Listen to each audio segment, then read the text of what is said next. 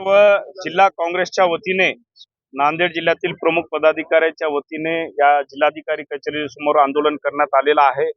त्यामध्ये आम्ही देशाचे पंतप्रधान यांचा राजीनामा त्या ठिकाणी मागितलेला आहे। कारण आपण बघू शकता क्रिस्टियन फाईलच्या माध्यमातून भारतातील जी प्रमुख मंडळीची नावं येत आहेत, त्यामध्ये प्रामुख्याने पंतप्रधान असतील, केंद्रीय मंत्र्यांची नावं त्या फाईलमध्ये येत आहेत असं म्हणतायत। तर त्याचा राजीनामा द्यावा।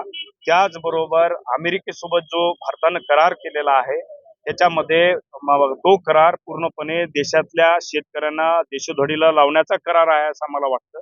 कारण भारतामधले जे शेतकरी आहेत, जे आपली पिकं पिकवतात, फळभाजी पिकवतात, ते अमेरिकेमध्ये पाठवायचं त्याला 18% टॅरिफ आणि अमेरिकेतल्या शेतकऱ्यांची भारतामध्ये पाठवणार त्याला 0% टॅरिफ। हा कुठला न्याय आहे?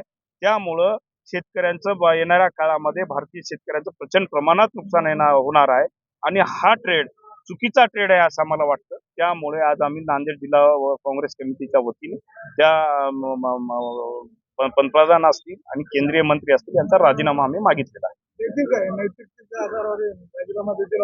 निश्चितच त्यांनी द्यायला पाहिजे, कारण देशाची आज पूर्ण जगभरामध्ये ज्या प्रकारची बदनामी चालू आहे भारताची, पंतप्रधानाचं नाव त्या फाईलमध्ये येत आहे असं म्हणत आहे, तर ते या नैतिकच्या आधारे त्यांनी राजीनामा दिला पाहिजे।